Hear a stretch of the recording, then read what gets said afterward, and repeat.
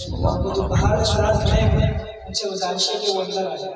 اگر خصوصی نہیں رہی ہے تو وہ اگر ترتیب بنے اشارہ سے الحمد للہ رب العالمین والعاقبۃ للمتقین والصلاة والسلام علی من کان نبیا وآدم بین الروح والجسد والصلاة والسلام علی اشرف الانبیاء محمد المصطفیٰ وعلى آلہ المجتبى وعلى آلہ واصحابہ واہل بیتہ اجمعین. اما بعد فاعوذ باللہ من الشیطان اللعین الرجیم. بسم اللہ الرحمن الرحیم. فقال اللہ تبارک و تعالی فی القرآن المجید والبرہان الرشید. قل ان کنتم تحبون اللہ فاتبعونی یحببکم اللہ. وفی مقام آخر فی شان حبیبہ مخبرا وآمرا ان اللہ وملائکتہ یصلون علی النبی یا ایہا الذین آمنوا صلوا علیہ وسلموا تسلیما.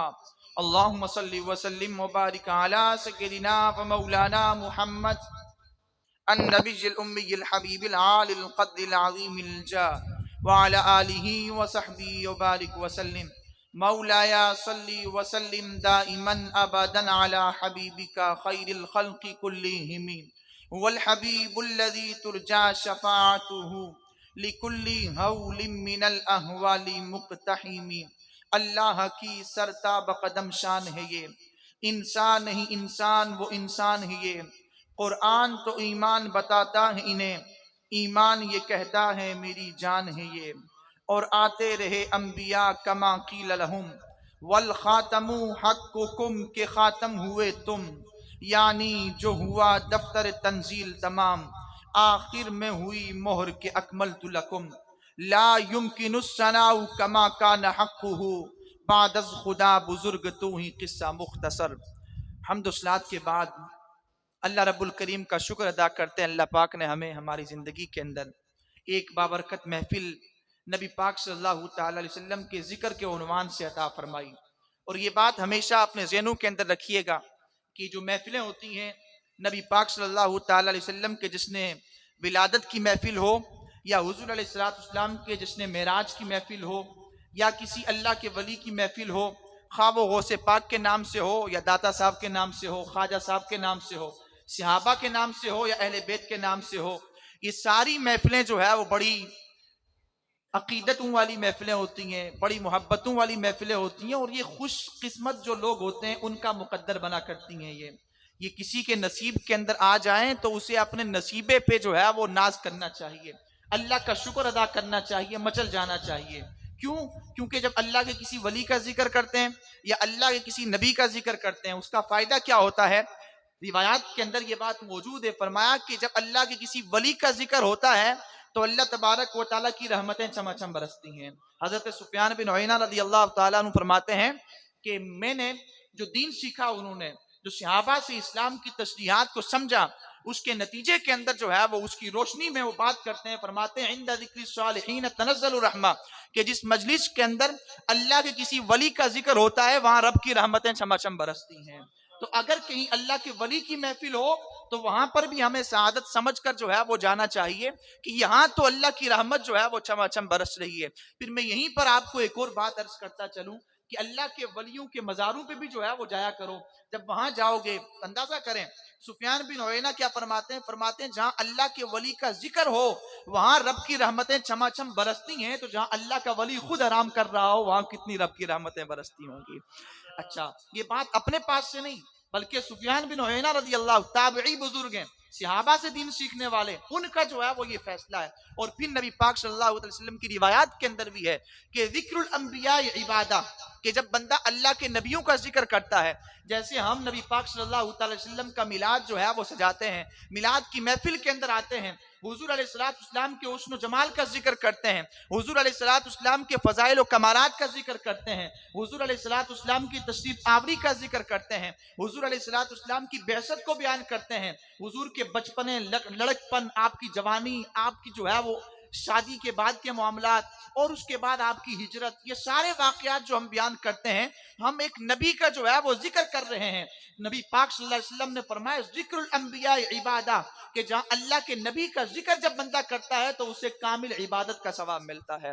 وذکر الصالحین کفارۃ الذنوب۔ اب دیکھیں اہل سنت مذہب مہذب کتنا جو ہے وہ خوبصورت مذہب ہے کہ اس کے اندر کبھی ہمیں اللہ کے نبی کا ذکر نصیب ہوتا ہے اور کبھی ہمیں اللہ کے ولی کا ذکر نصیب ہوتا ہے، اور دونوں باتیں جو ہے وہ کتنی سعادت مندی کی جو ہے وہ دلیل ہیں کہ ذکر الانبیاء عبادہ، اللہ کے نبی کا ذکر کیا تمہیں عبادت کا ثواب مل گیا، وذکر الصالحین کفارۃ الذنوب۔ اب ظاہر سی بات ہے انسان زندگی گزارتے ہوئے بتقاضۂ بشریت اس سے خطائیں سرزد ہوئی، اس سے جو ہے وہ گناہ واقع ہو گئے، اب ان گناہوں کا کفارہ کیسے ہوگا؟ تو فرمایا ذکر الصالحین کفارۃ الذنوب، کہ جب اللہ کے نیک بندوں کا ذکر کرو گے تمہارے گناہ جو ہے وہ مٹنے لگ جائیں گے۔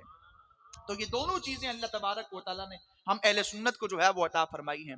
تو اس لیے ان محفلوں کو جب کبھی بھی آپ جو ہے وہ زندگی کے اندر پائیں تو انہیں ایک نعمت سمجھا کریں، اسے اللہ کا ایک انعام سمجھ کر جو ہے وہ اس کے اندر جانا، اس کو جو ہے وہ اپنے دل و دماغ کے اندر بٹھائیں، رچائیں اور پھر وہاں پر جائیں اور اس کو اپنے لیے ایک باعث نجات جو ہے وہ سمجھیں، یہ تصور لے کر جائیں کہ میں وہاں جا رہا ہوں جن کا ذکر ہوگا، یقیناً میں تو بڑا جو ہے وہ ایک ادنا سا بندہ ہوں، میں گناہگار ہوں، لیکن جن کا ذکر ہوگا وہاں پر، ذکر کرنے والا بھی کون ہوگا؟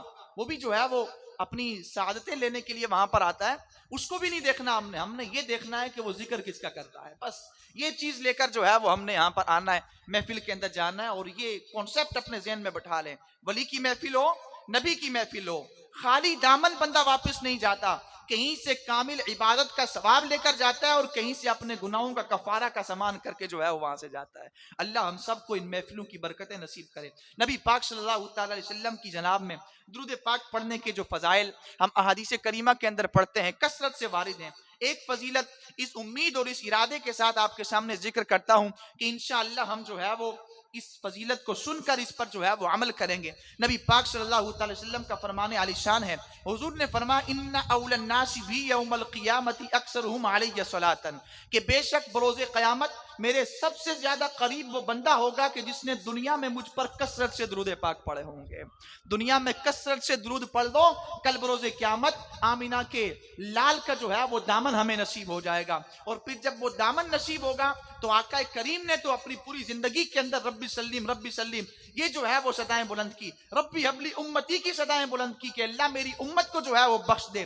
پھر انشاءاللہ جب اس جہاں کے اندر، اس دھرتی پہ، اس روئے زمین کے اوپر اپنے گھروں میں بیٹھ کر، اپنی مسجدوں کے اندر محفل اور میلاد کے اندر ہم جب نبی پاک صلی اللہ تعالی وسلم کا ذکر جو ہے وہ کثرت سے کریں گے، حضور علیہ الصلوۃ والسلام کا پر درود کثرت سے پڑھیں گے، کل کو حضور کا دامن نصیب ہوگا، اور پھر کل بروز قیامت جب وہاں سے گزریں گے تو فرماتے ہیں ڈھونڈا ہی کریں صدر قیامت کے سپاہی، وہ کس کو ملے جو تیرے دامن میں چھپا ہو۔ پھر وہاں پر حضور کا دامن نصیب ہوگا، پھر اقبال کی زبانی باغ جنت میں محمد مسکراتے جائیں گے، پھول رحمت کے گریں گے ہم اٹھاتے جائیں گے، اور پل صراط سے جب گزریں گے تو کیونکہ دنیا میں کثرت سے نبی پاک صلی اللہ تعالی وسلم کا ذکر کیا ہوگا تو اس کا نتیجہ بھی، اس کا ثمرہ اور پھل بھی وہاں نصیب ہوگا کہ ہم بھی اپنے امام کی زبانی رضا پل سے اب وجد کرتے گزریے کہ ہے رب سلیم صدائے محمد۔ جس نے دنیا میں کثرت سے درود پڑھا ہوگا وہ وہاں پر بھی آقا کریم علیہ الصلوۃ والسلام کا ذکر کرے گا اور پھر وجد کرتے ہوئے جو ہے وہ پل صراط سے جو ہے وہ پار ہو جائے گا۔ ایک مرتبہ آواز بلند درود پاک پڑھیں، اللہم صلی علی سیدنا و مولانا محمد النبی الامی الحبیب العالی القدر العظیم الجاہ وعلی آلہ وصحبہ وبارک وسلم صلاۃ و سلاما علیک یا سیدی یا حبیبی یا رسول اللہ۔ یہ محفل پاک یقیناً نبی پاک صلی اللہ تعالی وسلم کے میلاد کے حوالے سے جو ہے وہ محفل ہے۔ تو میں بنیادی طور پر آپ کے سامنے جو باتیں عرض کروں گا اس کا تعلق صرف محفل کے عنوان سے ہی نہیں بلکہ ہماری پوری کی پوری زندگی سے رہے گا، ہماری زندگی سے جڑا ہوا ہے۔ سب سے پہلی بات یہ کہ اللہ تبارک و تعالیٰ نے ہمیں جو ہے وہ مسلمان پیدا فرمایا، یہ رب تبارک و تعالیٰ کا بہت بڑا فضل ہے۔ پھر اس کے بعد اللہ تبارک و تعالیٰ نے ہمیں نبی پاک صلی اللہ تعالی وسلم کا امتی بنایا، اور حضور کا امتی ہونا یہ بہت بڑی جو ہے وہ سعادت کی بات ہے۔ جب ہم حضور کے امتی ہوئے تو اب حضور کے امتی ہونے کے ناطے ہم پر جو ہے وہ بہت سی چیزیں لازم ہیں، اور جو چیزیں ہم پر لازم ہیں ان لازمی چیزوں کے اندر ایک بنیادی چیز آتی ہے نبی پاک صلی اللہ تعالی وسلم کی محبت اور نبی پاک صلی اللہ تعالی وسلم کی اطاعت اور اتباع، کہ بندہ نبی پاک صلی اللہ تعالی وسلم سے محبت کرے، نبی پاک صلی اللہ تعالی وسلم کی اطاعت کرے، نبی پاک صلی اللہ تعالی وسلم کی اتباع کرے۔ اور یہ بات بھی اپنے ذہن کے اندر رکھیے گا کہ جو میلاد کی محفلیں ہوتی ہیں، میلاد کی محفلوں کی اصل جو بیس ہے، اس کا جو بیک گراؤنڈ ہے، اس کا جو پس منظر ہے، وہ نبی پاک صلی اللہ علیہ وسلم سے محبت ہے، کہ جس کے دل میں محبت ہوگی وہ میلاد کی محفل کا انعقاد کرے گا، اگر کسی کے دل میں محبت نہیں ہوتی تو محفل کا انعقاد بھی نہیں کرتا۔ کیوں؟ کیونکہ بندہ کسی سے محبت کرتا ہے تو اس کا ذکر کرتا ہے، جب اس کا ذکر کرنے نکلتا ہے تو اس کے ذہن میں خیال آتا ہے کہ یار محبوب کا ذکر کر رہا ہوں، محبوب کا ذکر اس انداز میں نہیں کرنا چاہیے، ذرا نہا دھو کر آؤ، ذرا اچھے کپڑے پہن کر آؤ، ذرا اہتمام کر لو، تھوڑا ساؤنڈ سسٹم ہو جائے، تھوڑی لائٹنگ ہو جائے، تھوڑے جھنڈے ونڈے ہو جائیں، اور اس کے بعد جو ہے وہ محبوب کا ذکر تھوڑے اہتمام سے کریں۔ تو نبی پاک صلی اللہ علیہ وسلم کے میلاد کی محفل یہ بھی وہی بندہ کرتا ہے جس کے دل کے اندر نبی پاک صلی اللہ علیہ وسلم کی محبت ہو۔ اور یہ بات اپنے ذہن کے اندر رکھیے گا کہ ہم سب مشترکہ طور پر یہ دعویٰ کرتے ہیں کہ ہمیں اللہ سے محبت کرنی ہے، ہر بندے کا دعویٰ ہے، وہ کسی مکتبہ فکر سے تعلق رکھتا ہو۔ روئے زمین پر جتنے مذاہب جو ہے وہ جاری و ساری ہیں، ان تمام مذاہب کا ایک دعویٰ متفقہ ہے کہ ہمیں اللہ سے محبت کرنی ہے، ہمیں اللہ سے محبت کرنی ہے۔ آئیے میں قرآن کی روشنی میں آپ کو یہ بات جو ہے وہ بتاؤں کہ اللہ تبارک و تعالیٰ کی محبت انسان کو کہاں سے ملتی ہے۔ اللہ تبارک و تعالیٰ نے قرآن پاک میں ارشاد فرمایا، قل ان کنتم تحبون اللہ فاتبعونی یحببکم اللہ، کہ محبوب آپ فرما دیجئے کہ اگر تم، اے میرے غلاموں، اگر تم اللہ سے محبت کرنا چاہتے ہو، ان کنتم تحبون اللہ فاتبعونی، تو اتباع میری کرو۔ اللہ تبارک و تعالیٰ نے قرآن پاک کے اندر اپنی محبت کا جو راستہ، جو پلیٹ فارم بیان کیا، وہ یہ بیان کیا کہ اللہ اپنے حبیب سے بلوا رہا ہے، ارشاد فرما رہا ہے، اے حبیب آپ اپنے غلاموں کو فرما دیں کہ اے میرے غلاموں، اگر تم اللہ سے محبت کرنا چاہتے ہو تو اتباع رسول اللہ صلی اللہ علیہ وسلم کی کرو۔ فرمایا کیوں؟ مولا محبت تجھ سے کرنی ہے تو اطاعت تیری کرنی، یہ جو ہے وہ اصول ہونا چاہیے تھا، یہ رول ہونا چاہیے تھا، یہ راستہ ہونا چاہیے تھا کہ جب ہم نے محبت تجھ سے کرنی ہے تو اطاعت بھی تیری کریں۔ یہ کیا جو ہے وہ طریقہ بیان کیا جا رہا ہے کہ اگر محبت اللہ سے کرنی ہے تو اتباع رسول کی کرو۔ کیا معاملہ ہے؟ رب کریم نے آگے اس کو جو ہے وہ بیان کیا، فرمایا میرے بندے اب تو مجھ سے محبت کرنا چاہتا ہے، میں تجھے راستہ بتا رہا ہوں کہ اگر تو نے مجھ سے محبت کرنی ہے تو میرے محبوب کے راستے پر چل کر آ۔ جب تم میرے محبوب کے پیچھے چل کر میری محبت کے راستے کو جو ہے وہ تلاش کرتا ہوا آئے گا تو میں رب ہو کر اعلان کرتا ہوں کہ میری محبت کا راستہ دربار مصطفیٰ ہے۔ جب تم دربار مصطفیٰ سے ہو کر آئے گا تو میں رب ہو کر اعلان کرتا ہوں پہلے تو مجھ سے محبت کرنا چاہتا تھا، اب میں رب فرماتا ہوں کہ یحببکم اللہ، جا میں نے تجھے اپنا محبوب بنا لیا۔ پہلے تو مجھ سے محبت کرنا چاہتا تھا، اب میں رب ہو کر اعلان کرتا ہوں کہ تو جو ہے وہ میرا محبوب بن گیا۔ کیوں؟ کیونکہ تو میرے محبوب کے پیچھے لگ کر، میرے محبوب کی اطاعت اور اتباع کر کر تو جو ہے وہ میری محبت کو تلاش کر رہا ہے، اور جو بھی اس راستے سے محبت کو تلاش کرتا ہے اللہ فرماتا ہے پہلا انعام میں اس کو یہی دیتا ہوں کہ اسے میں اپنا محبوب بنا لیتا ہوں۔ یحببکم اللہ۔ دوسرے نمبر پہ فرمایا، اور دوسرا انعام کیا ملتا ہے؟ وَيَغْفِرْ لَكُمْ، اللہ تبارک و تعالیٰ جو ہے وہ تمہاری مغفرت فرما دیتا ہے۔ پہلے نمبر پہ اللہ تبارک و تعالیٰ اپنا محبوب بنائے گا، دوسرے نمبر پہ اللہ تبارک و تعالیٰ جو ہے وہ اس بندے کی مغفرت کر دے گا۔ تو بنیادی طور پر ہمیں یہ بات پتہ چلی کہ اگر اللہ تبارک و تعالیٰ سے محبت کرنی ہے تو ہمیں اطاعت اور اتباع رسول کریم علیہ السلام کی کرنی ہوگی۔ رسول اللہ کی سیرت، رسول اللہ کی سنت، رسول کریم علیہ السلام کا جو نقش قدم ہے، آپ کا مکی دور، آپ کا مدنی دور، آپ کا بچپنا، آپ کا لڑکپن، آپ کی جوانی، آپ کے غزوات، آپ کا کس دور کے اندر کس طریقے سے جو ہے وہ اعلاء کلمت الحق کرنا ہے، اس پورے کے پورے پیٹرن کو اور اس پورے کے پورے راستے کو، اس پورے کے پورے منظر کو اپنے سامنے رکھ کر جو ہے وہ ہمیں زندگی گزارنی ہوگی۔ جب ہم زندگی گزاریں گے تو انشاءاللہ ہم جو ہے وہ اللہ تبارک و تعالیٰ کے محبوب بن جائیں گے۔ تو یہ بات ہمیں پتہ چلی کہ اللہ کی محبت کے لیے انسان کو رسول کریم علیہ السلام کی اطاعت، اتباع اور ان کی محبت جو ہے وہ لازمی طور پر جو ہے وہ حاصل کرنی پڑتی ہے۔ اور رسول کریم علیہ السلام کی محبت کتنی ضروری ہے؟ قرآن اور احادیث کی روشنی کے اندر جب ہم اس کو پڑھتے ہیں، جب ہم اس کو سمجھنے کی کوشش کرتے ہیں تو ہمارے سامنے روز روشن کی طرح یہ بات واضح ہو جاتی ہے کہ روئے زمین پر جتنی چیزیں، جن چیزوں سے ہم جو ہے وہ محبت کرتے ہیں، وہ ہمارے گھر ہوں، ہمارے بیوی بچے ہوں، ہمارے ماں باپ ہوں، ہماری آل اولاد ہو، ہماری پراپرٹی ہو، ہمارا بزنس ہو، ہماری ایجوکیشن ہو، ہمارے دوست احباب ہوں، دنیا کی تمام چیزیں ہوں، فرمایا ان ساری چیزوں سے بڑھ کر جب بندہ اللہ کے رسول سے محبت کرتا ہے تب جا کر بندہ جو ہے وہ مومن بنتا ہے۔ اللہ نے قرآن میں بھی بیان کیا، رسول اللہ نے حدیث میں بھی بیان کیا۔ اللہ پاک قرآن پاک پارہ نمبر 10 کے اندر ارشاد فرماتا ہے، اللہ فرماتا ہے قُلْ إِنْ كَانَ آبَاؤُكُمْ وَأَبْنَاؤُكُمْ وَإِخْوَانُكُمْ وَأَزْوَاجُكُمْ وَعَشِيرَتُكُمْ وَأَمْوَالٌ اقْتَرَفْتُمُوهَا وَتِجَارَةٌ تَخْشَوْنَ كَسَادَهَا وَمَسَاكِنَ تَرْضَوْنَهَا أَحَبَّ إِلَيْكُمْ مِنَ اللَّهِ وَرَسُولِهِ وَجِهَادٍ فِي سَبِيلِهِ فَتَرَبَّصُوا حَتَّى يَأْتِيَ اللَّهُ بِأَمْرِهِ وَاللَّهُ لَا يَهْدِي الْقَوْمَ الْفَاسِقِينَ۔ اللہ تبارک و تعالیٰ نے اس آیت قرآنی کے اندر تمام کے تمام وہ عزیز رشتے کہ جن سے انسان محبت کرتا ہے، جن کے پیچھے انسان دعویٰ کرتا ہے کہ تمہاری خاطر تمہیں جان بھی دے دوں گا، انسان مال کمانے کے لیے اپنی جان کو جو ہے وہ خطرے پہ پیش کر دیتا ہے، اپنے بچوں کی حفاظت کے لیے اپنی جان کو خطرے پہ پیش کر دیتا ہے، اپنی پراپرٹی کو جو ہے وہ سنوارنے کے لیے کہاں کہاں جو ہے وہ کیس کرنے کے لیے پڑے وہاں کیس کے لیے جائے گا، جہاں جہاں جو ہے وہ اپنی جان کی قربانی تک جو ہے وہ دینے کے لیے انسان میدان عمل کے اندر اتر جاتا ہے۔ اللہ نے ان ساری چیزوں کو ذکر کر دیا اور فرمایا کہ بندے ان ساری چیزوں کی قدر و منزلت تیرے پاس، تیرے دل کے اندر ہے، تیرے دل و دماغ کے اندر راسخ ہے، تیرے دل و دماغ کے اندر مرکوز ہے، لیکن تیرے ایمان کے کمال کے لیے اس سے زیادہ محبت میرے محبوب کی ہونی چاہیے، تب جا کر تو مومن بنے گا۔ اور دوسرے نمبر پہ ہم جب نبی پاک صلی اللہ علیہ وسلم کی احادیث کو دیکھتے ہیں، یہ ہے محبت، نبی پاک صلی اللہ علیہ وسلم کی محبت۔ اور یہ بات یاد رکھیے گا کہ جب انسان کسی سے محبت کرتا ہے نا تو محبت پھر اس کا ذکر بھی کرواتی ہے، محبت پھر اس کی اطاعت بھی کرواتی ہے۔ صرف یہ بات نہیں کہ میں رسول اللہ سے محبت کرتا ہوں پھر میں نعرے لگاؤں غلامی یا رسول میں موت بھی قبول ہے، جو ہونا عشق مصطفیٰ وہ زندگی فضول ہے، بس صرف نعرے لگاتا رہوں، نہیں۔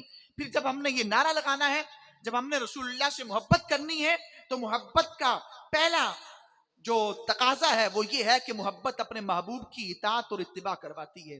ہم نے محبت رسول اللہ سے کرنی ہے تو رسول اللہ کی اطاعت بھی کرنی ہے، رسول اللہ کی اتباع بھی کرنی ہے۔ اب یہ نہیں کہ رسول اللہ سے محبت کا دعویٰ کر دیا اب نمازیں معاف، نہیں، رسول اللہ سے محبت کا دعویٰ کیا اب نمازوں کے اندر ہم نے جو ہے وہ اپنی سستی کو ختم کرنا ہے، ہم نے نمازوں کو کامل طریقے سے جو ہے وہ پکڑ لینا ہے۔ جب انسان نماز کو کامل طریقے سے پکڑتا ہے اللہ کے رسول جو ہے وہ اس سے راضی ہو جاتے ہیں۔ اور یہ نماز ہی ہے کہ جو مومن اور کافر کے درمیان فرق کرواتی ہے، جو 1 نمبر اور 2 نمبر کے درمیان جو ہے وہ فرق کرواتی ہے، جو مشرک اور مومن کے درمیان جو ہے وہ فرق کرواتی ہے نماز، کہ جب بندہ مومن اپنے رب کے حضور سجدہ جو ہے وہ زمین پہ رکھتا ہے تو پوری دنیا کو یہ بتا رہا ہوتا ہے کہ میرا منہ قبلے کی طرف ہے، میرا منہ جو ہے وہ قبلے کی طرف ہے، لیکن میرا سر جو ہے وہ اللہ تبارک و تعالیٰ کے دربار میں جھکا ہے، کسی بت یا کسی اور کے سامنے نہیں جھکا ہوا، اللہ کے سامنے جھکا ہوا ہے۔ اور اللہ کے سامنے کیوں جھکا؟ ہمیں رب نے فرمایا کہ میری عبادت کرو، ہمیں رسول اللہ نے فرمایا اللہ تبارک و تعالیٰ کی جو ہے وہ بندگی کرو، اور ہم اللہ سے بھی محبت کرتے ہیں، رسول اللہ سے بھی محبت کرتے ہیں، اور محبت کا اصول یہی ہے کہ جس سے محبت کی جائے اس کی اطاعت اور اس کی اتباع کی جائے۔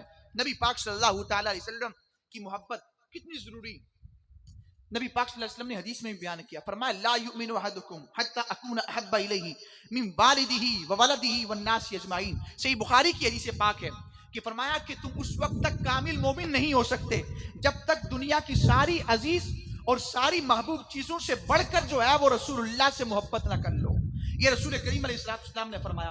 اس حدیث پاک کی شرح کرتے ہوئے جب محدثین نے قلم اٹھائے تو مختلف اعتبار سے گفتگو کی، ایک ذکر یہ بھی جو ہے وہاں پر چھڑا اور یہ بھی فرمایا کہ نبی پاک صلی اللہ علیہ وسلم کی محبت جس دل کے اندر جتنی زیادہ موجزن ہوتی ہے اس دل کے اندر رسول انسان کا ایمان بھی جو ہے وہ اتنا کامل ہوتا ہے، اس کا ایمان اور اس کا مومن ہونا بھی جو ہے وہ اتنا پکا ہو جاتا ہے، کیونکہ رسول اللہ کی محبت جب دل کے اندر جاتی ہے تو ایمان کی جو مٹھاس، ایمان کی جو لذت ہے، ایمان کی جو چاشنی ہے، اس چاشنی کو جو ہے وہ دوبالا کرتی ہے، اور یہی چاشنی، یہی لذت اور یہی سکون انسان جو ہے وہ دنیا کے اندر تلاش کر رہا ہے۔ ہم اسی سکون کی تلاش کے اندر ہیں۔ کوئی کروڑ پتی ہے، کسی کے پاس بینک بیلنس بہت زیادہ، پراپرٹی جو ہے وہ اس کے پاس سنبھالنے کو نہیں ہے، اتنی ہے کہ سنبھالنے والا کوئی پیچھے نہیں، لیکن سکون کا متلاشی وہ بندہ بھی ہے۔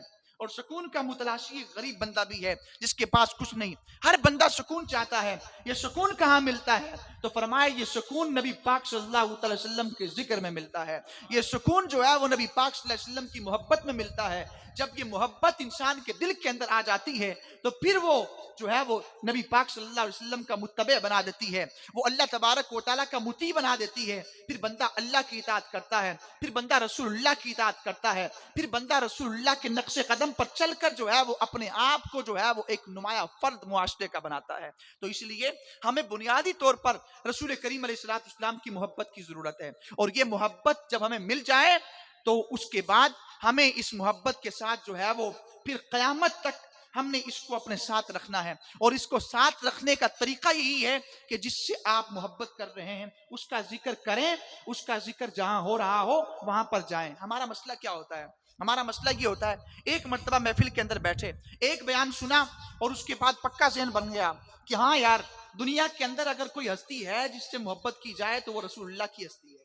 رسول اللہ سے محبت کرنی چاہیے کیونکہ رسول اللہ نے ہر انسان کو اس کے حق جو ہے وہ دلوائے ہیں. بیٹی کو حق کہاں سے ملا؟ رسول اللہ کی بارگاہ سے ملا. بہن کو حق کس نے دلوایا؟ رسول اللہ نے دلوایا. ماں کو حق کس نے دلوایا؟ رسول اللہ نے دلوایا. باپ کو حق کس نے دلوایا؟ رسول اللہ نے دلوایا. استاد کو حق کس نے دلوایا؟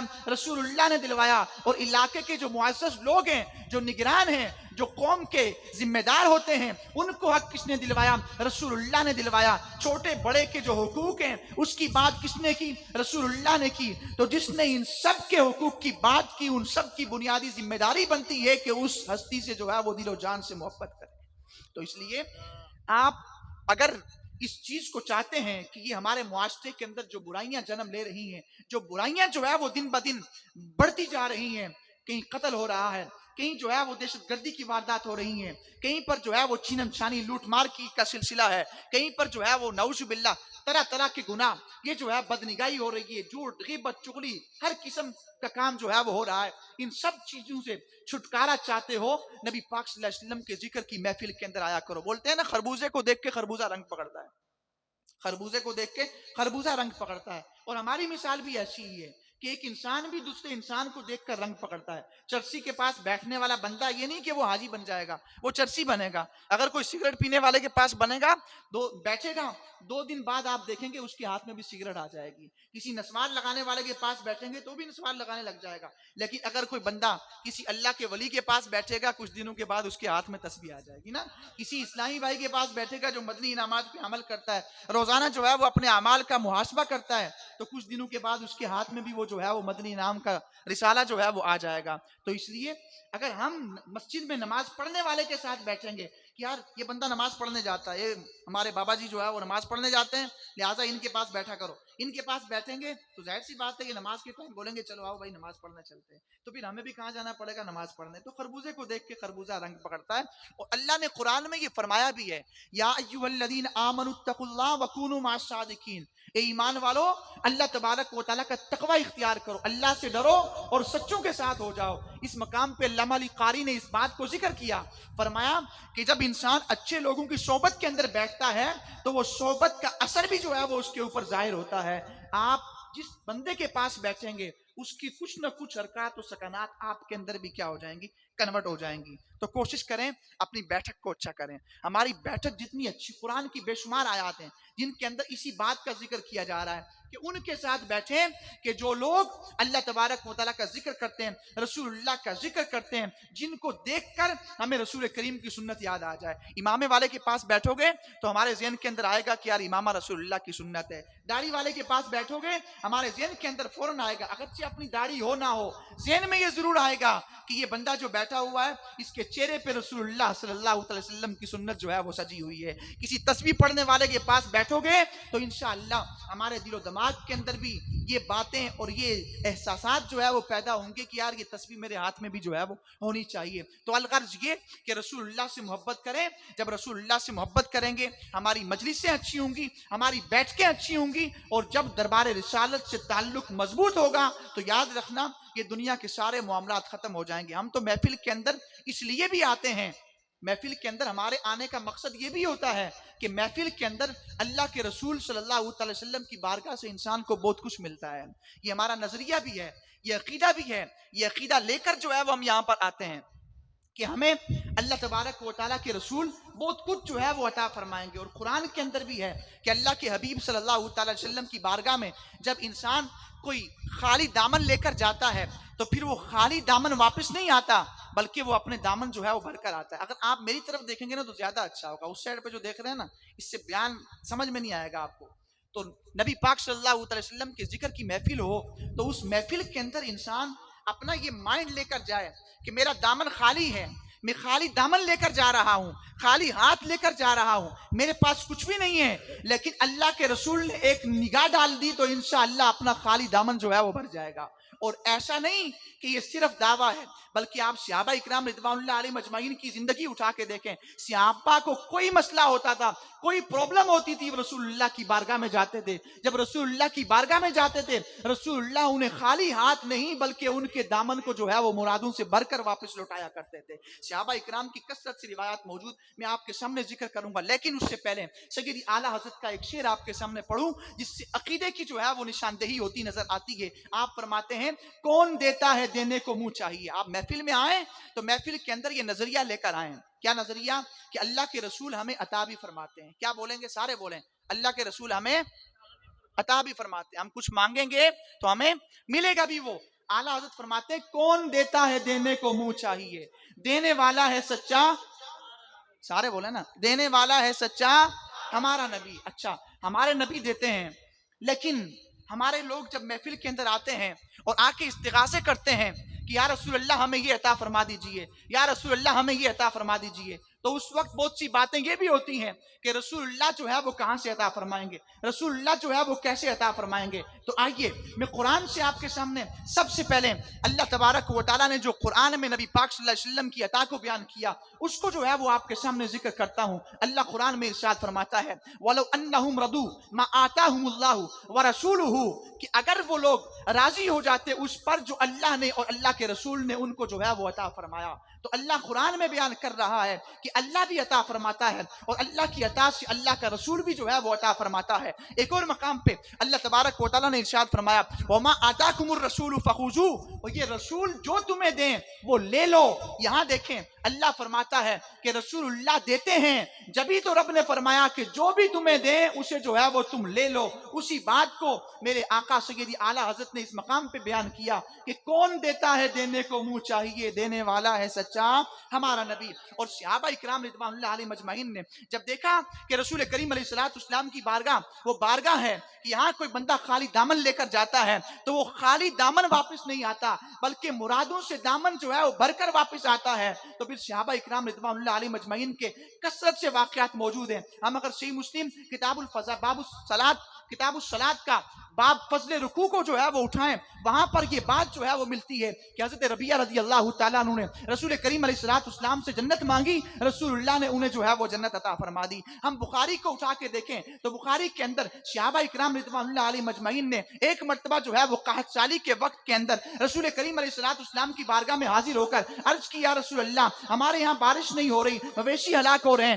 قحط سالی ہو رہی ہے، زمینیں جو ہے وہ مرجائی جا رہی ہیں. تو اللہ کے رسول صلی اللہ علیہ وسلم نے اپنے ہاتھ اللہ کی بارگاہ میں اٹھائے، دعا فرمائی، جو ہے وہ بارش عطا فرما دی. اور ایسی بارش رسول کریم علیہ السلام کی دعا سے ہوئی. صحابہ فرماتے ہیں اور بخاری کے اندر ہے فرمایا ایک ہفتے تک جو ہے وہ مشتعدار بارش جو ہے وہ برستی رہی. یہ رسول کریم علیہ السلام کی دین ہے. تو پھر میں کیوں نہ کہوں کون دیتا ہے دینے کو منہ چاہیے، دینے والا ہے سچا ہمارا نبی. حضرت عکاشہ رضی اللہ تعالیٰ عنہ جامع الاصول کے اندر حدیث پاک موجود ہے. حضرت عکاشہ جنگ بدر کے اندر جو ہے وہ جنگ لڑ رہے ہیں، لڑتے لڑتے آپ کی تلوار ٹوٹ جاتی ہے، آپ کسی اور کے پاس نہیں جاتے، اللہ کے محبوب کے پاس جاتے ہیں، جا کے عرض کرتے ہیں یا رسول اللہ میری تلوار ٹوٹ گئی. اللہ کے رسول نے منع نہیں کیا، یہ نہیں فرمایا کہ میں نہیں دے سکتا، مجھے اختیار نہیں، بلکہ اللہ کے رسول نے درخت کی ایک ٹہنی کو توڑا، حضرت عکاشہ کو دے دیا. حضرت عکاشہ فرماتے ہیں کہ وہ ٹہنی رسول اللہ نے جو مجھے دی تھی وہ میرے ہاتھ میں آئی تو وہ تلوار سے بھی زیادہ جو ہے وہ چلنے لگ گئی.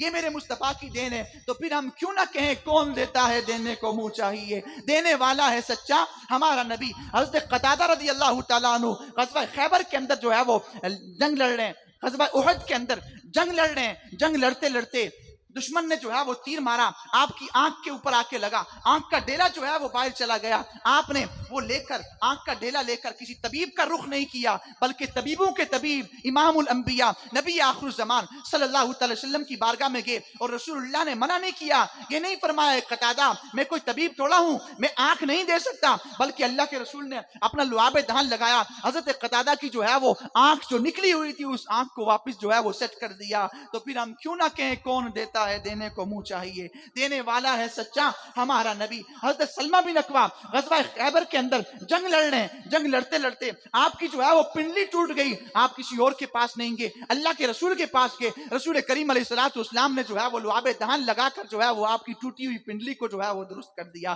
حضرت مولا کائنات علی المرتضی شیر خدا کرم اللہ وجہہ الکریم غزوہ خیبر کے دن آپ کی آنکھوں کے اندر جو ہے اشوب چشم تھا، آپ کی آنکھوں کے اندر تھوڑی تکلیف تھی، رسول کریم علیہ الصلوۃ والسلام کی بارگاہ میں گئے، رسول اللہ نے اپنا لعاب دہن لگا کر جو ہے وہ آپ کی آنکھ کو جو ہے وہ درست کر دیا۔ میرے آقا کریم علیہ الصلوۃ والسلام کی دین کے واقعات کیسے کیسے ہیں، اگر کوئی منگتا آتا ہے اسے خالی ہاتھ واپس نہیں لوٹاتے، بلکہ اس کا دامن جو ہے وہ مرادوں سے بھر کر واپس کرتے ہیں۔ اسی لیے ہم محفل میلاد مصطفیٰ کے اندر آتے ہیں، رسول اللہ کی بارگاہ میں جاتے ہیں، رسول اللہ کا استغاثہ پیش کرتے ہیں کہ یا رسول اللہ آپ نے اگر اللہ کی بارگاہ میں ہماری سفارش کر دی تو اپنا بیڑا جو ہے وہ دونوں جہاں کے اندر جو ہے وہ پار ہو جائے گا۔ مجرم بلائے آئے ہیں جاؤ کا ہے گواہ، پھر رد ہو کب یہ شان کریموں کے در کی ہے۔ اسی لیے ہم رسول کریم علیہ الصلوۃ والسلام کی بارگاہ میں جاتے ہیں اور رسول اللہ صلی اللہ علیہ وسلم کا ذکر کرتے ہیں، رسول اللہ سے مانگتے ہیں، رسول اللہ صلی اللہ علیہ وسلم کا صدقہ دے کر اللہ تبارک و تعالیٰ سے اپنے گناہوں کی جو ہے وہ بخشش کا سامان جو ہے وہ کرتے ہیں۔ اور پھر میرے پیارے بھائیوں یہ بات بھی اپنے ذہن کے اندر رکھیے گا کہ ہم رسول اللہ سے محبت کرتے ہیں، کیونکہ بنیادی جو گفتگو میری تھی رسول اللہ سے محبت کی تھی، ہم رسول اللہ سے محبت کرتے ہیں۔ ذرا ایک بات اپنے دلوں کے اوپر ہاتھ رکھیں، اپنے ایمان سے جو ہے وہ اس کا جواب طلب کریں، اپنے دل سے ہر مسلمان اس بات کا جو ہے وہ جواب طلب کرے کہ کیا میں رسول اللہ کی محبت کے اندر سچا ہوں؟ اگر سچا نہیں تو یہ سچائی جو ہے وہ کب نظر آئے گی؟ ہمارے آقا کریم علیہ الصلوۃ والسلام ہم سے جو ہے وہ کتنی محبت کرتے ہیں، ہم رسول اللہ سے کیسی محبت کرتے ہیں؟ اس بات کا موازنہ میں ایک حدیث پاک آپ کے سامنے پیش کرتا ہوں، اس کے بعد جو ہے وہ آپ سب نے کرنا ہے اور اپنے دل سے جو ہے وہ پوچھنا ہے کہ ہم رسول اللہ سے محبت کرنے میں کتنے جو ہے وہ سچے ہیں۔ حضرت عمر بن عاص رضی اللہ تعالیٰ عنہ حدیث کے راوی ہیں، صحیح مسلم کے اندر حدیث پاک موجود ہے، آپ فرماتے ہیں ایک مرتبہ نبی پاک صلی اللہ علیہ وسلم قرآن پاک کی تلاوت کر رہے تھے، قرآن کی تلاوت کرتے کرتے آپ نے حضرت ابراہیم علیہ السلام کا وہ واقعہ جو ہے وہ پڑھا، رب انہن اضللن کثیرا من الناس من تبعنی فانہ منی ومن عصانی فانک غفور الرحیم۔ اللہ تبارک و تعالیٰ نے قرآن کے اندر اس بات کو جو ہے وہ بیان کیا کہ حضرت ابراہیم فرماتے ہیں کہ اے اللہ بے شک ان لوگوں کو بہت بتوں نے جو ہے وہ گمراہ کر دیا، رب انہن اضللن کثیرا من الناس من تبعنی فانہ منی، پس جس نے میری اطاعت کی وہ تو میرے راستے پر چل گئے، وہ جو ہے وہ میرے ساتھ ہوں گے، ومن عصانی فانک غفور الرحیم، اور جنہوں نے میری نافرمانی کی مولا تو بخشنے والا انہیں بخش دے۔ رسول اللہ نے یہ فرمان پڑھا، پھر اس کے بعد ایک اور جو ہے وہ فرمان پڑھا۔ اب دونوں فرامین کے اندر دوسرا فرمان حضرت عیسیٰ علیہ السلام کا ہے کہ انہوں نے اپنی قوم کے لیے اللہ کی بارگاہ میں دعا کی، ان تعذبہم فانہم عبادک، اے اللہ اگر تو ان کو عذاب دے گا بندے تو تیرے ہی ہیں نا، یہ بندے تو تیرے ہیں اور تو جو ہے وہ غفور الرحیم ہے، ان تعذبہم فانہم عبادک وان تغفر لہم فانک انت العزیز الحکیم، اگر تو ان کو بخش دے تو تو غلبے والا ہے، تو تو حکمتوں والا ہے، مولا ان کو بخش دے۔ نبی پاک صلی اللہ علیہ وسلم نے دیکھا حضرت ابراہیم اپنی قوم سے اتنی محبت کر رہے ہیں، حضرت عیسیٰ علیہ السلام اپنی قوم سے اتنی محبت کر رہے ہیں۔ حضرت عمر بن عاص فرماتے ہیں رسول اللہ صلی اللہ علیہ وسلم کی زبان سے ربی امتی امتی اللہم امتی اللہم امتی کی صدائیں جاری ہو گئی، آپ اللہم امتی اللہم امتی، اے اللہ میری امت، اے اللہ میری امت، یہ کہتے ہوئے حضور علیہ السلام زارو قطار جو ہے وہ رونے لگ گئے، آپ کی آنکھوں سے جو ہے وہ اشک جاری ہو گئے۔ رسول کریم علیہ السلام کافی دیر تک جو ہے وہ خاموش تھے، روتے رہے، اللہم امتی اللہم امتی، گویا کہ رب کی بارگاہ میں رسول اللہ فرما رہے ہیں اے اللہ میری امت کا کیا ہوگا، اے اللہ میری امت کا کیا ہوگا، اے اللہ میری امت کو بخش دے، اے اللہ میری امت کو بخش دے۔ اللہ تبارک و تعالیٰ نے عرشوں سے حضرت جبریل کو بھیج دیا، فرمایا جبریل جاؤ جا کے میرے حبیب سے پوچھو کس چیز نے جو ہے وہ آپ کو جو ہے وہ پریشان کیا ہے۔ اللہ کے حکم پر حضرت جبریل امین رسول کریم علیہ السلام کی بارگاہ میں آئے۔ اللہ کو تو پتا تھا کہ رسول اللہ کیوں پریشان ہیں، لیکن یہ ایک ایک جو ہے وہ اتمام حجت کے لیے اللہ تبارک و تعالیٰ نے اس بات کو جو ہے وہ حضرت جبریل کے ذریعے رسول اللہ صلی اللہ تعالی وسلم تک پہنچایا، اور حضرت جبریل امین رسول اللہ کی بارگاہ میں حاضر ہوئے اور حضور سے پوچھا کہ یا رسول اللہ آپ کیوں پریشان ہیں، کس چیز نے آپ کو پریشان کیا؟ نبی پاک صلی اللہ علیہ وسلم نے جواب دیا کہ میں نے قرآن کو پڑھا، اس مقام کے اوپر فلاں فلاں نبی کا فرمان پڑھا، اس کے بعد مجھے اپنی امت کی جو ہے وہ یاد آ گئی کہ میری امت کا کیا ہوگا، کل بروز قیامت میری امت کا کیا ہوگا، مجھے اپنی امت کے غم نے جو ہے وہ رلا دیا۔ حضرت جبریل اللہ کی بارگاہ میں جاتے ہیں، اللہ کی بارگاہ میں عرض کرتے ہیں کہ اللہ آپ کا تیرا محبوب اس لیے رو رہا ہے، اسے اپنی امت کا جو ہے وہ غم ستا رہا ہے کہ اس کی امت کا کیا ہوگا۔ اللہ تبارک و تعالی نے فرمایا اے جبریل جاؤ میرے محبوب کو جا کر میری امت کے بارے میں یہ خوشخبری سنا دو، اے حبیب ہم آپ کو آپ کی امت کے معاملے کے اندر جو ہے وہ ناراض نہیں کریں گے بلکہ آپ کو راضی کریں گے۔ یہ کیا ہے؟ کس کی محبت ہے؟ میری اور آپ کی محبت ہے یا رسول اللہ کی محبت ہے؟ یہ رسول اللہ کی محبت ہے ہم سے۔ یہاں ہم نے سوچنا ہے رسول اللہ ہم سے اتنی محبت کریں، اتنی محبت کریں۔ یہ تو ایک بات میں نے آپ کے سامنے بیان کی نا، اگر قرآن کی طرف جائیں تو قرآن کے اندر کئی مقام پہ نبی پاک صلی اللہ علیہ وسلم کا اپنی امت سے جو ہے وہ محبت کا اعلان نظر آتا ہے۔ آپ قرآن اٹھائیں نا، نبی پاک صلی اللہ علیہ وسلم لمبے لمبے سجدے کر رہے ہیں، کیوں کر رہے ہیں؟ بخاری کی حدیث پاک ہے، جناب عائشہ صدیقہ فرماتی ہیں کہ نبی پاک صلی اللہ علیہ وسلم کے سجدے اتنے لمبے حتی تورمت قدماہ، یہاں تک کہ حضور کے قدم مبارک سوج جایا کرتے تھے، آپ کے نالے میں مبارک، آپ کے پاؤں مبارک پر ورم پڑ جاتا تھا، سوج جاتے تھے۔ اتنے لمبے قیام کیوں؟ اتنے لمبے قیام آپ نے رسول اللہ کی بارگاہ میں عرض کیا۔ جناب عائشہ صدیقہ فرماتی ہیں کہ جب پوچھا کہ آپ اتنا لمبا قیام کیوں کرتے ہیں، رسول اللہ نے فرمایا افلا اکون عبدا شکورا، اے عائشہ کیا میں اپنے رب کا شکر گزار بندہ نہ بنوں؟ میں اس لیے جو ہے وہ اللہ کی بارگاہ میں لمبے لمبے قیام کرتا ہوں۔ رسول اللہ کے قیام لمبے، اللہ قرآن میں آیت نازل کر دیتا تھا طٰہٰ ما انزلنا علیک القرآن لتشقیٰ، اے حبیب ہم نے قرآن آپ پر اس لیے نازل نہیں کیا کہ آپ اپنے آپ کو مشقت میں ڈالیں، کیونکہ رسول اللہ عشاء کی نماز کے بعد کھڑے ہوتے تھے اور نوافل کے اندر جو ہے وہ پورے قرآن کی تلاوت کرتے تھے، پوری رات قیام کے اندر گزار دیتے۔ اللہ قرآن میں نازل کر رہا ہے اے حبیب ہم نے قرآن اس لیے نازل نہیں کیا کہ آپ اپنے آپ کو مشقت میں ڈالیں۔ ایک مقام پہ تو رب نے فرمایا یا ایھا المزمل قم اللیل الا قلیلا نصفہ او انقص منہ قلیلا او زد علیہ ورتل القرآن ترتیلا، کہ اے محبوب صلی اللہ تعالی وسلم اپنی رات کے قیام کو کم کر دیں، آدھی رات کا قیام کر دیں، بلکہ فرمایا اس سے بھی جو ہے وہ کم کر دیں۔ یہ سارا کا سارا معاملہ جو کچھ بھی ہو رہا ہے یہ کیوں ہو رہا ہے؟ رسول اللہ اتنے لمبے لمبے قیام کر رہے ہیں، جب ہم اس کی ڈیپ کے اندر جاتے ہیں، جب ہم اس کا مطالعہ کرتے ہیں، باریک بینی سے اس کو دیکھتے ہیں، تو اس کے پیچھے ایک چیز ہے کہ رسول اللہ صلی اللہ تعالی وسلم اپنی لمبی لمبی راتوں کے لمبے لمبے قیاموں کے اندر اپنی گناہگار امت کی جو ہے وہ بخشش کا سامان جو ہے وہ مہیا کر رہے ہیں، اس لیے لمبے لمبے قیام کر رہے ہیں کہ میری امت کسی طریقے سے جو ہے وہ بخشی جائے۔ اور رسول کریم علیہ السلام جب دنیا میں آئے، یہ تو آپ کی جو ہے وہ نمازوں کا حال ہے نا، آپ حضور کے سفر دیکھیں، ربی حبلی امتی کی صدائیں ہیں۔ دنیا میں آئے، جناب آمنہ فرماتی ہیں پیدا ہوتے ہی رسول اللہ ہم سے کتنی محبت کرتے ہیں، ہم تو بڑے بے وفا لوگ ہیں، ہم تو جواب محبت بھی صحیح طریقے سے پیش نہیں کر سکتے۔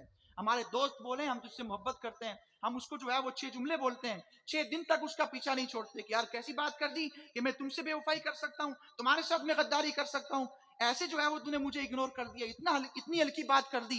ہم دوستوں کی باتوں کے اوپر جو ہے وہ اتنا سیریس ہو جاتے ہیں، سنجیدہ ہو جاتے ہیں، لیکن رسول اللہ صلی اللہ تعالی علیہ وسلم ہم سے کتنی محبت کرتے ہیں۔ وہ تو فرما ربی ابلی امتی، سفر میں ربی ابلی امتی، حضر میں ربی ابلی امتی۔ جناب آمنہ فرماتی ہیں حضور پیدا ہوئے، سب سجدے میں رکھا، کان قریب کیا، ایک ہی آواز آئی ربی ابلی امتی۔ پیدا ہوتے ہی اللہ کی بارگاہ میں دعا کر رہے ہیں مولا میری امت کو بخش دے، میری امت کو میرے حوالے کر دے۔ آپ سفر میں ہیں، جنگوں کے اندر ہیں، راتوں کے قیاموں کے اندر ہیں، معراج کی رات اللہ کے دربار میں گئے، جنت کے اندر گئے، دوزخ کے اندر گئے، جہاں بھی گئے، جس جگہ کی آپ نے سیر کی، پہلا آسمان، دوسرا آسمان، تیسرا آسمان، عرش، جہاں تک بھی گئے، ایک ہی آواز آپ کی، ایک ہی صدا آپ کی زبان کے اوپر تھی ربی حبلی امتی، مولا میری امت کو بخش دے، میری امت کو بخش دے۔ جس آقا نے ہم سے اتنی محبت کی، ہم نے اس آقا کو جواب محبت کیا پیش کیا ہے؟ نہیں پیش کر سکے۔ میرے بھائیوں ہمیں جواب محبت درست پیش کرنا پڑے گا۔ یہیں تک نہیں کہ رسول اللہ نے صرف اپنی ظاہری حیات کے اندر دنیا کے اندر ہمیں ربی ابلی امتی کہا ہو،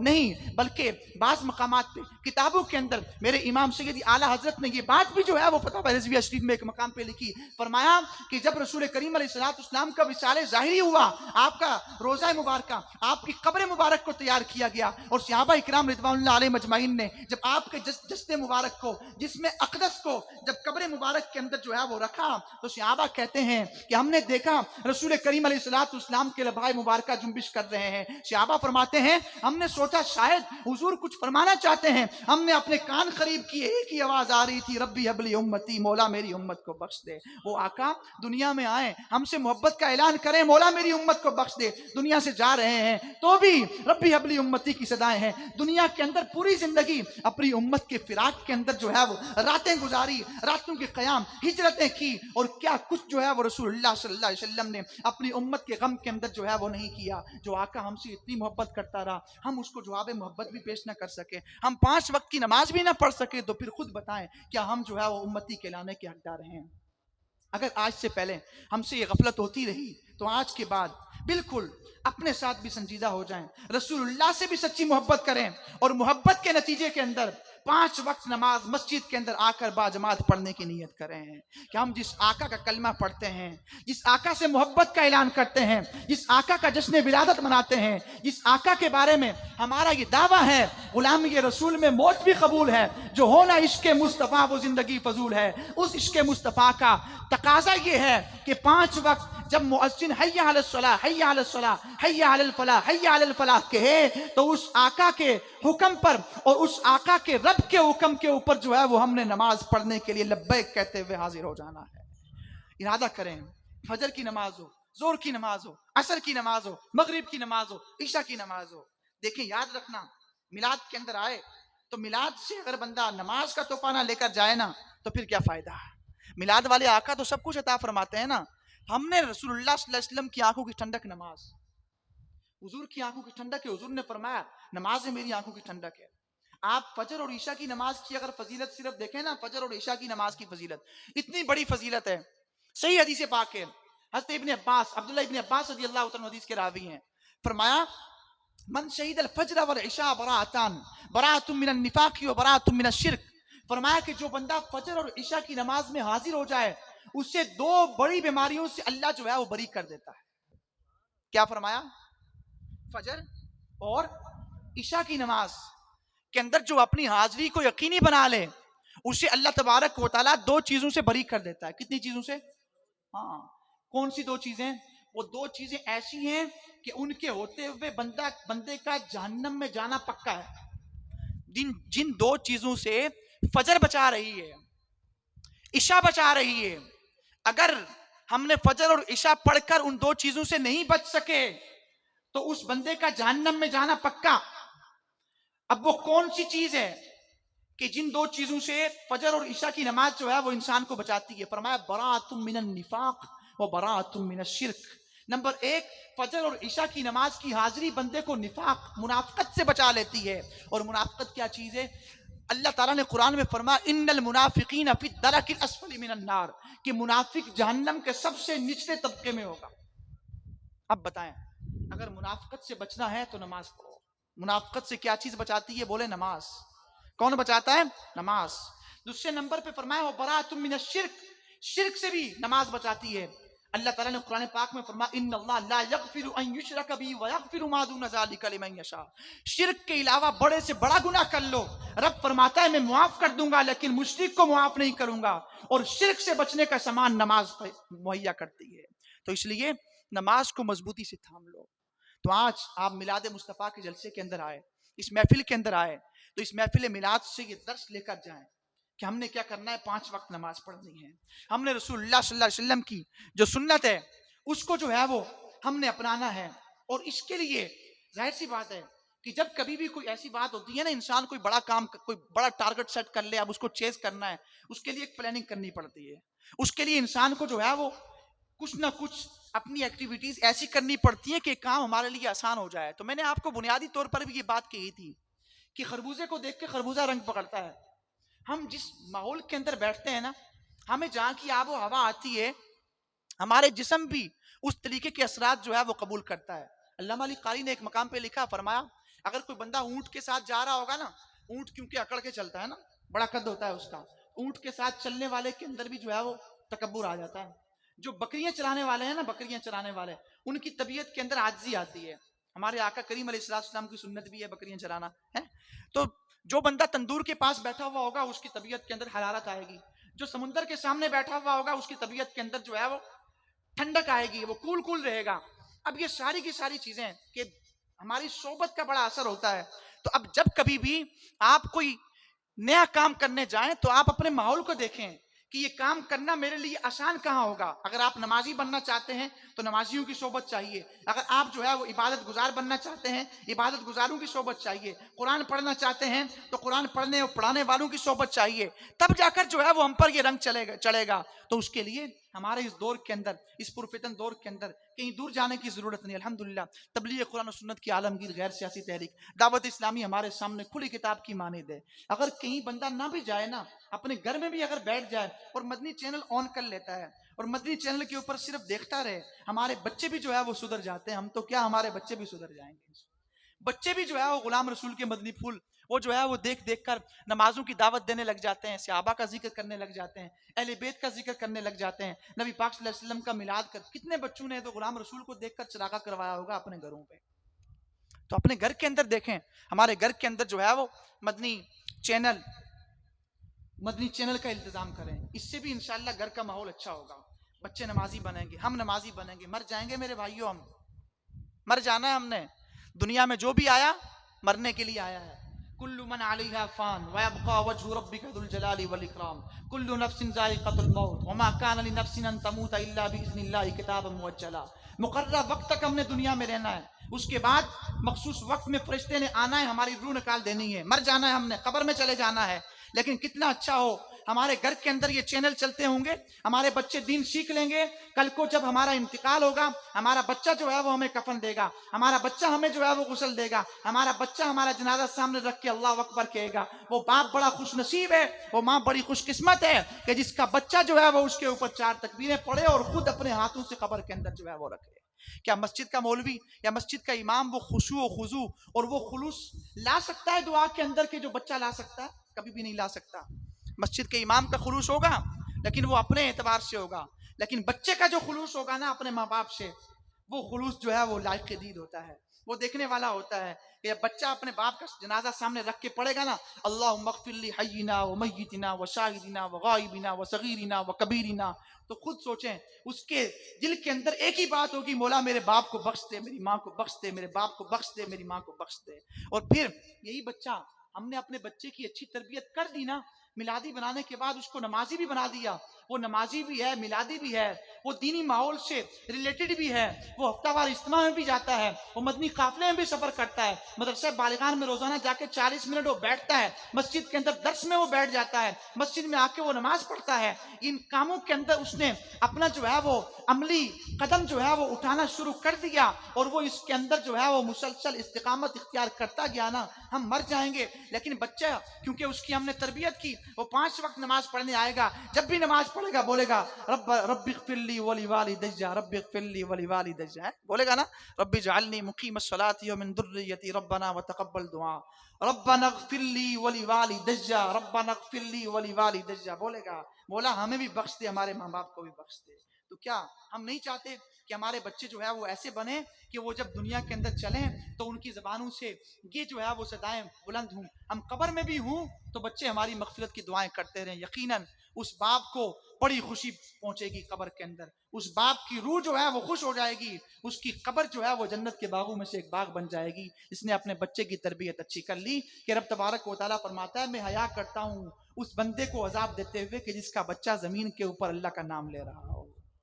ایسا ہو سکتا ہے کہ زمین پہ ہمارا بچہ بول رہا ہو مولا میرے باپ کو بخش دے، اور زمین میں اللہ تبارک و تعالیٰ ہمیں جو ہے وہ عذاب دے؟ نہیں، اللہ تبارک و تعالیٰ ہم سے بڑی محبت کرتا ہے اور رسول اللہ ہم سے اتنی محبت کرتے ہیں. آج نیت کریں 5 وقت کی نماز ہم مسجد کے اندر پڑھیں گے انشاءاللہ. نیت کریں، پکی نیت، سچی نیت. بعض اوقات ایسا ہوتا ہے کہ بندے کا ذہن نہیں بن رہا ہوتا، کسی دوسرے کو اپنا خیر خواہ بنا دیں کہ یار مجھے نماز کے لیے کیا کرنا ہے، تم نے مجھے میسج کرنا ہے، اکٹھے ہم نماز پڑھنے کے لیے آئیں گے. یہ مسجد ہے، یہاں نماز ہوتی ہے، یہ مسجد چھوٹی پڑ جائے، یہ پوری کی پوری مسجد تعمیر بھی ہو جائے، اور تعمیر ہونے کے بعد یہ کیا ہونی چاہیے، چھوٹی پڑ جائے، تاکہ جو اہل محلہ یہاں کے جو ذمہ داران ہیں وہ یہاں مجبور ہو جائیں کہ ہم نے یہاں عشق مصطفیٰ عشق رسول مسجد بنائی ہے، ہم نے آگے جو ہے وہ فیضان مصطفیٰ ایک اور مسجد بنانی ہے، فیضان حسن جمال مصطفیٰ ایک اور مسجد بنانی ہے. یوں جو ہے وہ مسجدوں کی بہار آ جائے ہر طرف. اور دعوت اسلامی تو مسجد برو تحریک ہے، ہم سب نے بھی بھرپور انداز کے اندر جو ہے وہ اس کا ساتھ دینا ہے. ہفتہ وار اجتماع کے اندر جائیں، ہر جمعرات کو ہمارے ابراہیمیہ مسجد کے اندر ہفتہ وار اجتماع ہوتا ہے، اس اجتماع پاک کے اندر جائیں. یہ بیٹری چارج ہوتی ہے نا، کہیں جاتے ہیں جب ہم تو کیا ہوتا ہے، بیٹری چارج ہوتی ہے. جیسے ہمارے بچے نہیں پڑھ رہے ہوتے نا، اسکول میں نہیں پڑھ رہے ہوتے، ٹیچر بلا لیتے ہیں، پیرنٹس کو بلا کے لاؤ، پیرنٹس جاتے ہیں، ان کو تھوڑا سا بتاتے ہیں کہ بھائی بچہ نہیں پڑھ رہا، آپ فیس دے رہے ہیں، فائدہ نہیں آنے جانے کا. روزانہ آ رہا ہے، گاڑی کا خرچہ بھی ہے، روزانہ کی پاکٹ منی بھی اس کو مل رہی ہے، فیس بھی مل رہی ہے، لیکن ایسے آنے جانے کا کوئی فائدہ نہیں. تو پھر باپ بچے کو گھر میں سائڈ پہ بٹھا کے سمجھاتا ہے، پیار محبت سے بھی سمجھاتا ہے، دوسرے طریقے بھی تھوڑی ٹیوننگ ہو جاتی ہے، پھر دوبارہ کیا بیٹری چارج ہو گئی. تو اسی طریقے سے ہماری بھی بات ہے، ہم سے بھی سستی ہو جاتی ہے کہ بھائی نہیں جا رہے اجتماع میں، لیکن برابر والا ہے اس کا ذہن بن گیا میں اجتماع میں جا رہا ہوں، چل یار وہ بول دے آؤ اجتماع میں چلتے ہیں، تو پھر ہم بھی کیا ہے اجتماع میں چل جاتے ہیں. تو اپنا دوست اپنا پارٹنر اچھا چوز کریں، ہمارا پارٹنر اچھا ہونا چاہیے. جب پارٹنر اچھا ہوگا تو انشاءاللہ ہمیں جو ہے وہ نبی پاک صلی اللہ تعالیٰ علیہ وسلم کی محبت بھی نصیب ہوگی، اور محبت کے اوپر ہم کیا رہیں گے، قائم و دائم بھی رہیں گے. تو اپنے آپ کو پکا مومن بنائیں، رسول اللہ صلی اللہ تعالی وسلم کی محبت کو اپنے دل کے اندر بسائیں، اور دل کے اندر بسانے کے بعد اپنی باڈی لینگویج سے اس کا اظہار بھی کریں. سر پہ امامہ سجائیں، جسم کے اوپر جو ہے وہ وائٹ سوٹ ہو، شلوار قمیض ہو، سر ہمیشہ جو ہے وہ ڈھکا ہوا ہو، اور سنت مصطفیٰ پر عمل کرتے ہوئے زندگی گزاریں. اللہ ہم سب کو عمل کرنے کی توفیق نصیب کرے. وما علینا الا البلاغ المبین.